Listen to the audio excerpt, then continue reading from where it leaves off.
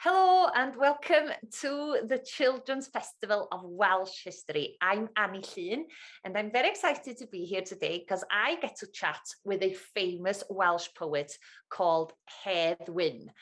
Hi Hedd. Hello everyone, how are you? Shwmae, chi'n iawn? One of the main reasons that I'm so happy to be doing this is because you're a poet and I'm a poet as well. I write poetry. Oh, fantastic. Have you won a chair yet? No, not yet. Not yet. Yes, very good. Very good. Not yet. But I'm you working will on it. one day. Keep at it. But the main difference between both of us is, well, I'm a poet in the year 2021, but you were writing back over 100 years ago, before 1917, during the First World War. But I've called you Hedd Wyn. I've presented you as Hedd Wyn, but Hedd Wyn isn't your real name, is it? Oh no. So Hedd Wyn is my bardic name, or my poetic name, or my name as a poet, if you like. So Hedd Wyn. But my friends and family, well, my real name is Ellis. Ellis Humphrey Evans, and that's what my friends and family used to call me. They used to call me Ellis, but everyone else in Wales seems to know me as Hedd Wyn. So you can pick, Annie. You can call me Hedd Wyn, or you can call me Ellis. I want to call you Ellis, but I might be slipping into Hedd Wyn. That's fine. I answer to both anyway.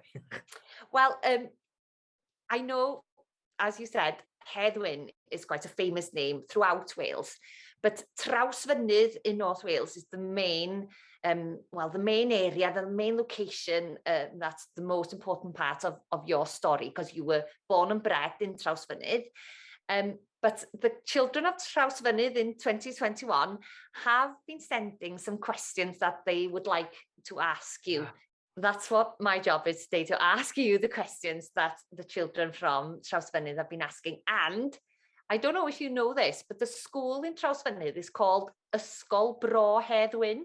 What do you think about that? Wow. You're making me blush. That's lovely. That makes me feel very proud, to be honest, because like you say, I was born in Trawsfynydd well over 100 years ago now. And I lived in Trawsfynydd most of my life, and I had a lovely upbringing. I had a lovely time at home with my family, and I had friends. And Trawsfynydd was a place where everyone knew each other. Everyone knew everyone, and everyone knew everyone's business. But yes, it was a lovely place, and it is a big part of my story. And Trawsfynydd has had a massive effect on me as a young person, and to know that the school today is called Ysgol Bro Hedd Wyn is just it's lovely.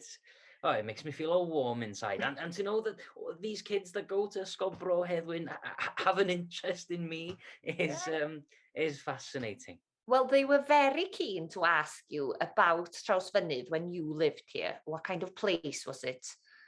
Well, let me see. We're going back quite a long time now, but Trawsfynydd, it was a lovely place. It was a happy, lovely place, and everyone knew each other. You'd say hello to everyone. You wouldn't pass anyone in the street without saying hello or stopping to talk. But Trawsfynydd was my home, so I always felt safe and at ease and quite peaceful, I guess, when I was in Trawsfynydd, because I knew everyone and everything. I knew every hill or every river. I knew them, and I knew where I was. And so Ysgol Bro Hedd Wyn, I used to go to that school. And the reason I know every road and river and mountain in Trawsfynydd is because we had to walk from our house, from yr ysgwrn, yr ysgwrn, the farm. We had to walk every morning to the school from yr ysgwrn, me and my brothers and sisters, all the way in every weather. Wind, snow, rain, hailstones, and sun. Sometimes it's sunny in Trawsfynydd.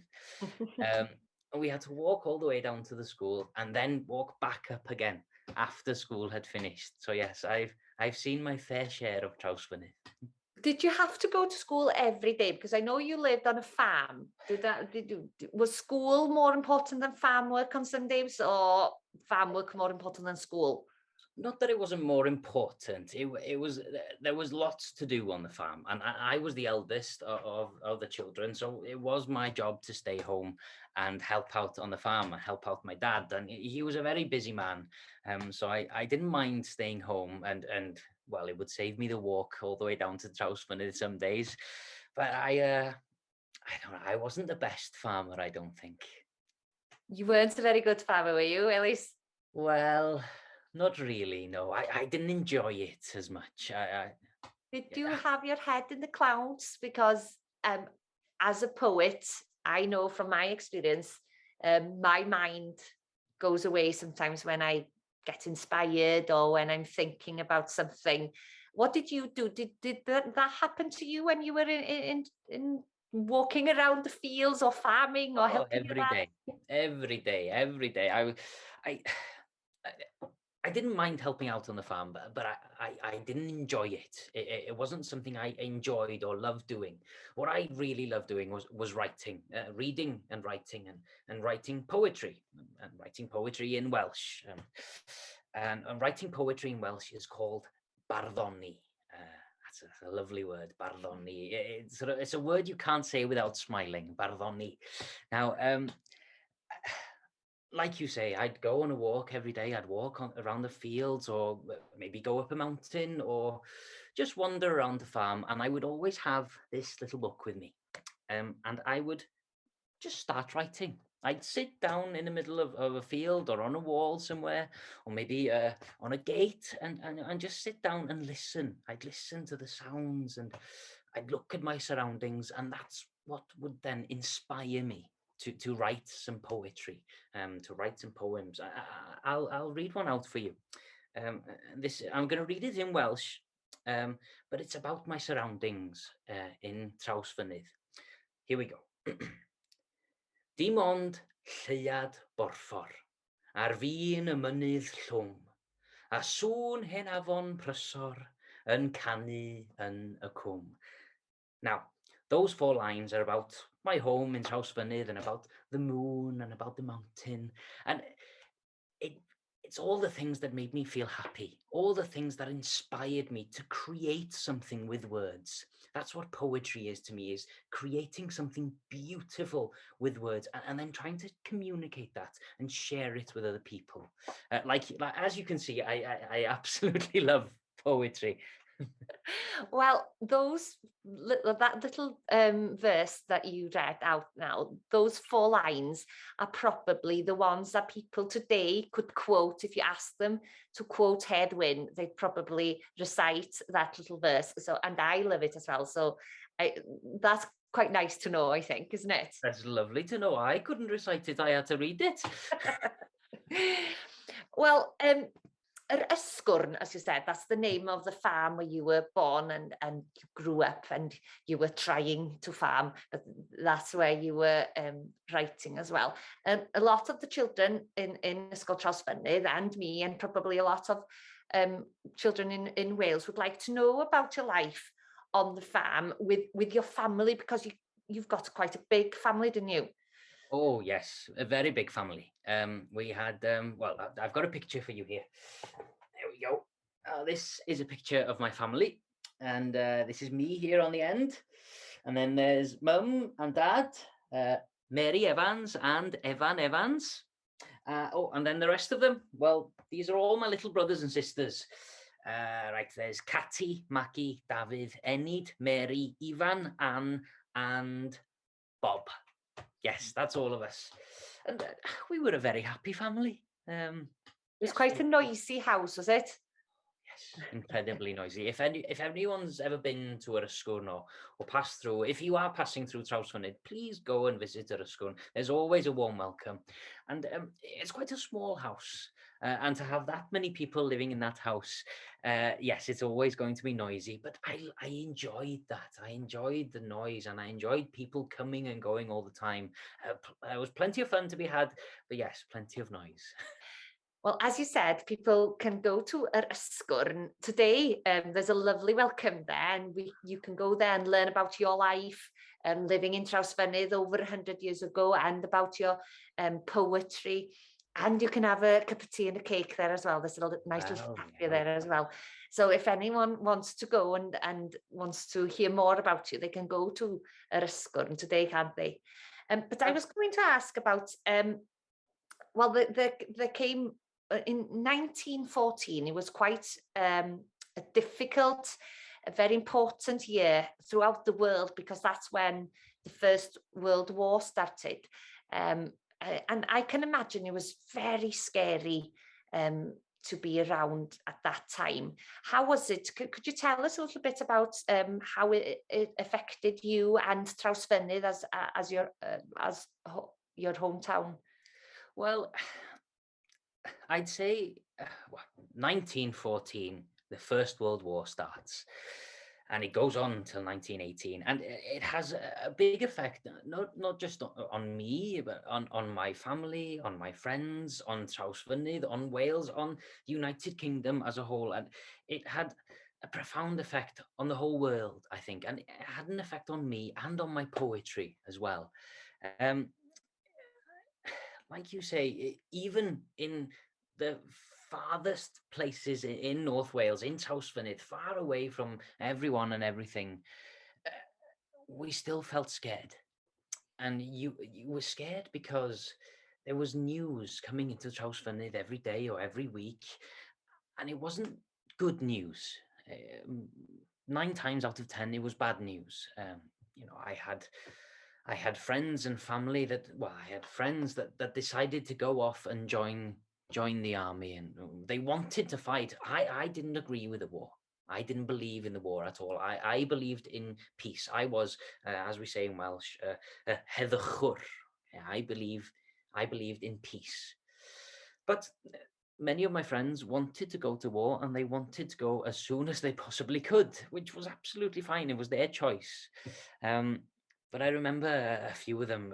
You had Tom Evans, Moses Lewis, Watkin Jones, David Roberts. They all disappeared out of my life and went off to fight in the war.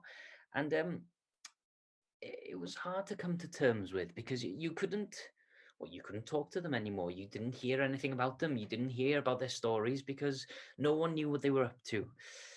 And like I said, when news did eventually come to Trawsfynydd, it wasn't good news at the time. So it changed the way I saw the world. I saw the world through. I was a very happy person before the war, and I was a very passionate person. I loved nature, and I loved seeing the world around me. And then when the war started, seeing the world around me change into something dark and quite vile and horrible was really had an effect on me.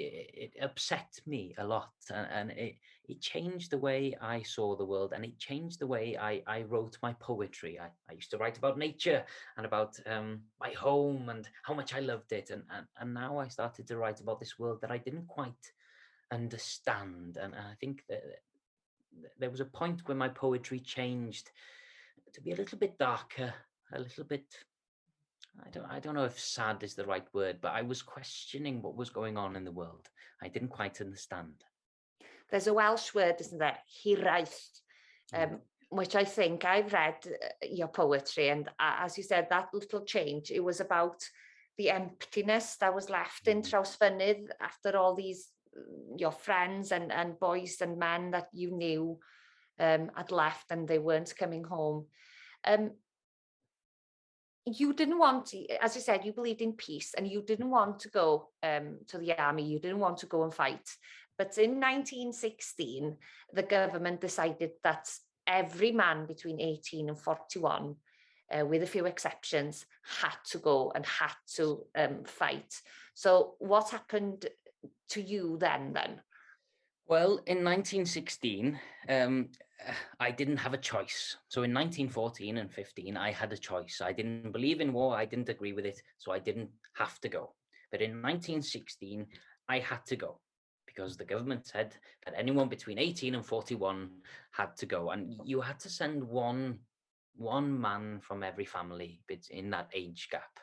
And I was 29 at the time, and I wasn't going to join the army. I wasn't going to go, but then my little brother Bob was turning 18, and if I wasn't going to go and join the war, then he would have had to go. And that was something I couldn't sit there and watch Bob go off to fight. And even though I wasn't much of a farmer, I decided that I would have to go and join the army and go and fight. I think I felt like it was my duty to my family to go, even though I didn't really want to. And that word you said before, hiraeth, that feeling of missing home, that feeling of emptiness and not being able to see your friends and family, that stayed with me then. From that decision to join the army, that hiraeth sank in, and it stayed with me until the end of my days. And I know it's very hard to talk about the war and fighting, and it was probably very scary and hard to experience to go through. But could you tell us a little bit about your experience? Did you have to train? Was it could you carry on to write, for example? Was writing still important for you? Well, I enjoyed writing, and nothing was ever going to stop me from writing. Wherever I was, as long as I had a piece of paper and a pencil, I'd be absolutely fine. But yes, it was very hard. I mean, I could barely farm, let alone go and train to be a soldier. I didn't know what being a soldier meant, but I had to go in 1916 to Litherland in England to be taught in English. I didn't really speak that much English, to be taught how to become a soldier. So I was in the mud and the rain and the horrible cold weather trying to figure out how to become a soldier. And all the time, well, when I had 5 minutes to myself, I would write poetry about where I was now and how my life had changed. And then I was sent to France. And yes, in 1917, I reached the end of my life in France. Yes, that's when your story comes to an end, isn't it? You were injured, fatally injured, and you died fighting in the war in France. But as you already said, you kept writing, and your dream was to win the main poetry competition in Wales, which is to win a national chair in the Eisteddfod. And you managed to do that in 1917, didn't you? I did. Like you say, that was my dream. That was my goal in life, was to one day win the grand wooden chair of the National Eisteddfod and to be known as a Prif Bardd, or the champion bard, if you like. And yeah, so I kept writing.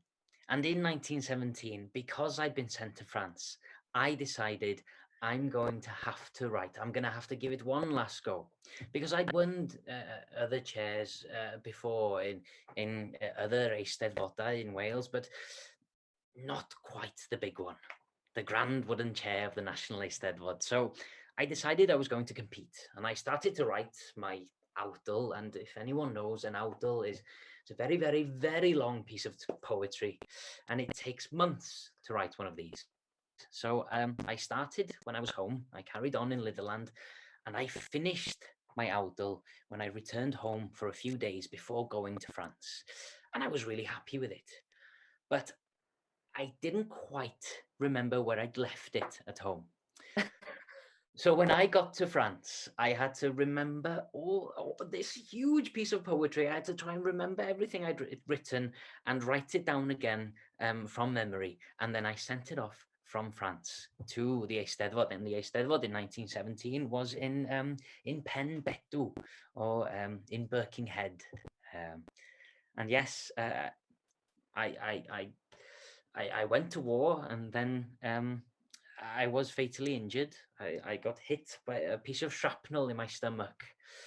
and I went to hospital for a few days, and I didn't quite make it. So, but then 6 weeks after I died, the Eisteddfod was being held, and like you said, I was lucky enough to win the grand wooden chair of the National Eisteddfod, and to achieve my goal, my life goal, and my dream of becoming a champion bard, a prif bardd. Well, the chair, that chair was very special. And even though it was such a sad ceremony, because you weren't there when they announced your name, well, your fake name, your bardic name, Fleur de Lis, they were announcing it. They announced it 3 times, asking the bard to stand on his feet. But you weren't there, were you? So I know they put a dark drape over the chair. But the chair now is in Yr Ysgwrn. It's at your home, and people can go and see it and remember that you worked so hard, and that you went on and won the main competition of being the main poetic competition in Wales. Exactly, yes. And like you say, they covered the chair with a black cloak, and they called it the Black Chair, and it travelled from Penbedw to Trawsfynydd, and it's still at Yr Ysgwrn today, and you can go and see it. And I'm so proud of that fact. I'm proud that you can still see it today, and that you can go and visit, and that people can not remember me, but remember my story, because I think that if you remember my story, then you can somehow remember my friends and all the people that lost their lives during the war. And I think that's very important for us to remember. And for me as a poet as well, knowing that even a world war didn't stop you from writing is good motivation for anyone who wants to carry on with anything they love doing. Absolutely. Don't let anything stop you, isn't it? Exactly. My story, people say that my story is a sad one. I don't think it is. I think something sad happened in the middle somewhere, but it has a happy ending. I was a prif-bardd. I reached my life goal, and I fulfilled my dream of being a champion bard. So I think it's a happy story, and you're right. It's a lesson for people to keep at it, and to keep enjoying your interest, whatever you enjoy doing, playing football or playing rugby or writing or reading, whatever you enjoy, keep at it, and keep trying to make your dreams come true, I guess. Well, diolch yn fawr iawn. Thank you so much, Ellis.